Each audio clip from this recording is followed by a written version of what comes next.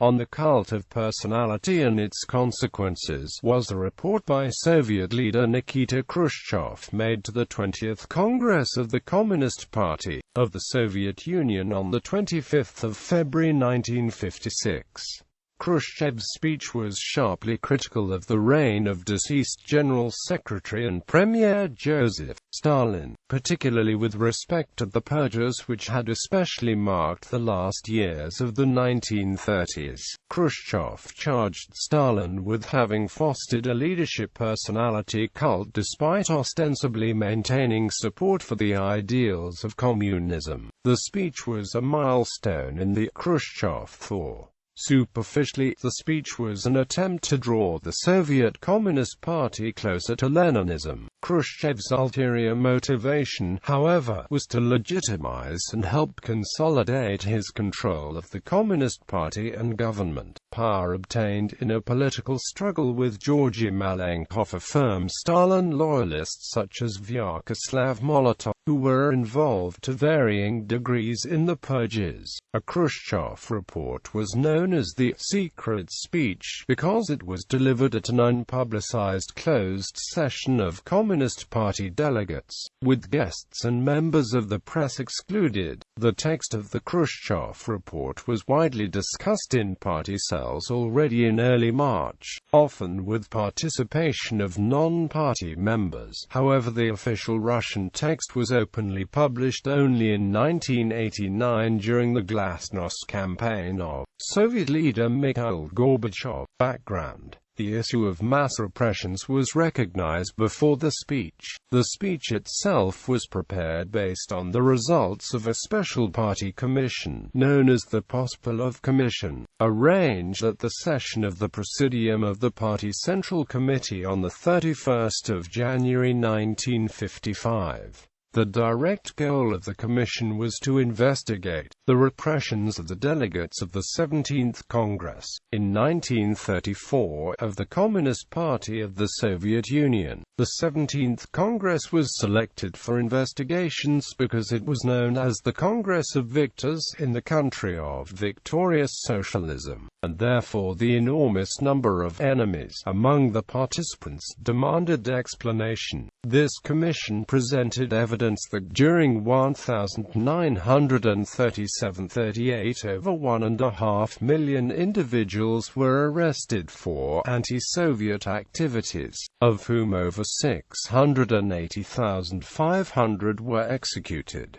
Reports of the speech. The public session of the 20th Congress had come to a formal end on the 24th of February 1956 when word was spread to delegates to return to the Great Hall of the Kremlin for an additional closed session, to which journalists, guests, and delegates from fraternal parties from outside the USSR were not invited. Special passes were issued to those eligible to participate, with an additional 100 former party members, recently released from the Soviet prison camp network, added to the assembly to add moral effect. Nikolai Bulganin, chairman of the Soviet Council of Ministers and then an ally of Khrushchev, called the session into order and immediately yielded the floor to Khrushchev, who began his speech shortly after midnight. For the next 4 hours Khrushchev delivered the On the Cult of Personality and Its Consequences speech before stunned delegates. Several people became ill during the tense report and had to be removed from the hall. Khrushchev read from a prepared report and no stenographic record of the closed session was kept. No questions or debate followed Khrushchev's presentation and delegates left the hall in a state of acute disorientation. The same evening the delegates of foreign communist parties were called to the Kremlin and given the opportunity to read the prepared text of the Khrushchev speech, which was treated as a top-secret state document. On the 1st of March, the text of the Khrushchev speech was distributed in printed form to senior Central Central Committee functionaries. This was followed on 5 March by a reduction of the document's secrecy classification from top secret to not for publication. The party's Central Committee ordered the reading of Khrushchev's report at all gatherings of Communist and Komsomol local units, with non-party activists invited to attend the proceedings. The secret speech was therefore publicly read at literally thousands of meetings, making the colloquial name of the report something of a misnomer. Nevertheless, the full text was not officially published in the Soviet press until 1989. Shortly after conclusion of the speech, reports of its having taken place and its general content were conveyed to the West by Reuters journalist John Retty, who had been informed of the event a few hours before he was due to leave for Stockholm. It was therefore reported in the Western media in early March. Retty believed the information came from Khrushchev himself via an intermediary. However, the text of the speech was only slowly disclosed in the Eastern European countries. It was never disclosed to Western Communist Party members by the nomenklatura, and most Western Communists only became aware of the details of the text after the New York Times, Le Monde and The Observer published versions of the full text.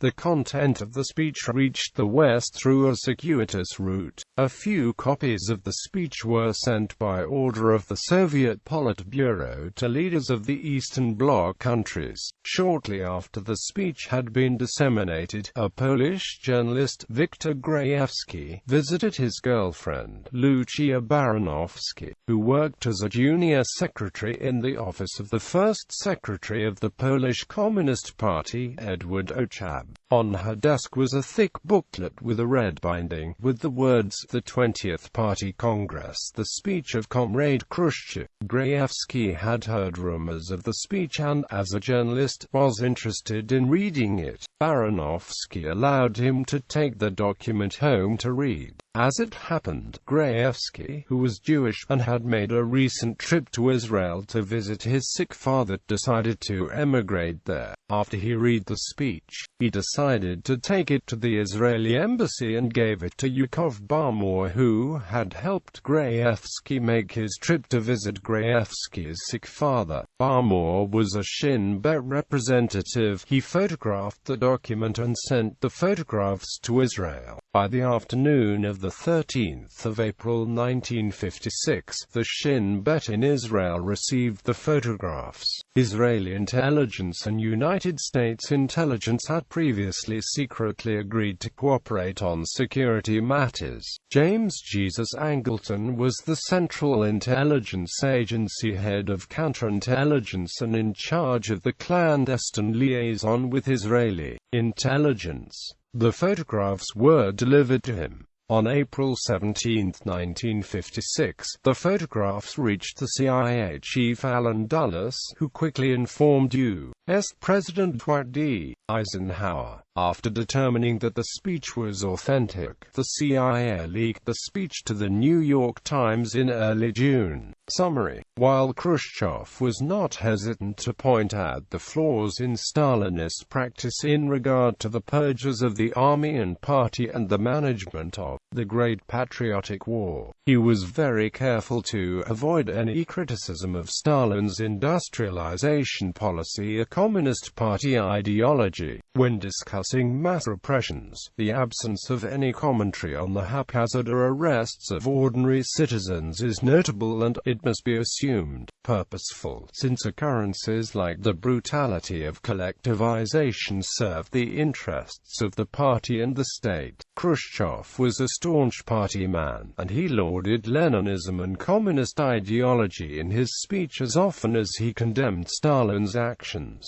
Stalin, Khrushchev argued, was the primary victim of the deleterious effect of the cult of personality, which had, through his existing flaws, transformed him from a crucial part of the victories of Lenin into a paranoic, easily influenced by the rabid enemy of our party, Lavrentiy Beria. The basic structure of the speech was as follows: repudiation of Stalin's cult of personality, quotations from the classics of Marxism-Leninism, which denounced the cult of an individual, especially the Karl Marx letter to a German worker which stated his antipathy toward it, Lenin's testament and remarks by Nadezhda Krupskaya, the former People's Commissar for Education, about Stalin's character. Before Stalin, the fight with Trotskyism was purely ideological. Stalin introduced the notion of the enemy of the people to be used as heavy artillery from the late 1920s. Stalin violated the party norms of collective leadership, repression of the majority of old Bolsheviks and delegates of the 17-party Congress, most of which were workers and had joined the Communist Party before 1920.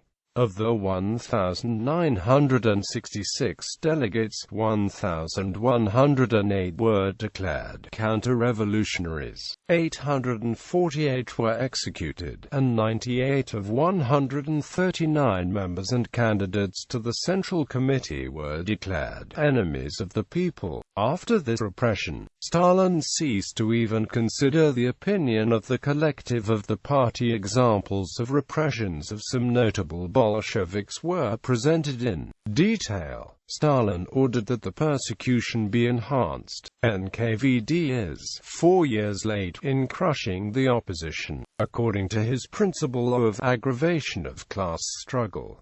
Practice of falsifications followed, to cope with plans for numbers of enemies to be uncovered.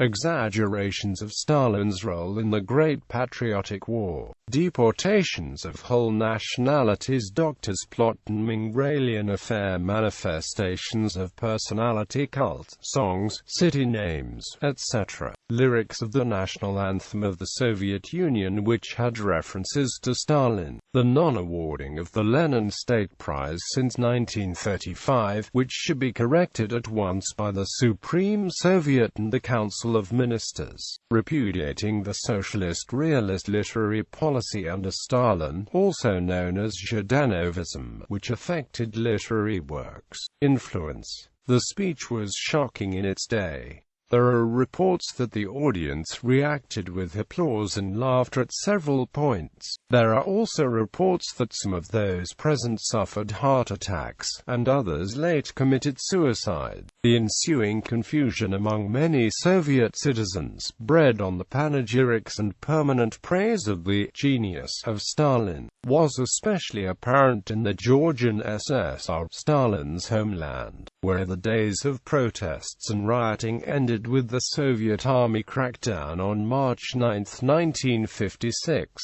Khrushchev's speech was followed by a period of liberalization known as Khrushchev's Thaw. In 1961, the body of Stalin was removed from public view in Lenin's mausoleum and buried in the Kremlin Wall necropolis. The speech was a major cause of the Sino-Soviet split, in which the People's Republic of China and Albania condemned Khrushchev as a revisionist. In response, they formed the anti-revisionist movement, criticizing the post-Stalin leadership of the Soviet Communist Party for allegedly deviating from the path of Lenin and Stalin. In the West, the revisionist historians also tended to take a somewhat critical view of the speech. J. Arch Getty commented in 1985 that Khrushchev's revelations are almost entirely self-serving. It is hard to avoid the impression that the revelations had political purposes in Khrushchev's struggle with Molotov, Malenkov, and Kaganovich. Historian Robert W. Thurston similarly argued in 1996 that Khrushchev had much to gain in the attacks he made on his predecessor, and that neither his attacks on Beria, nor his claims in regards to Stalin's involvement in Kirov's death are particularly reliable. A 2011 book titled Khrushchev Lied by American pro-Stalin author Grover Furt takes an even stronger negative view of the speech, dissecting the speech itself directly. According to Fur, all 61 allegations made in Khrushchev's speech, with only one minor exception, were demonstrably false.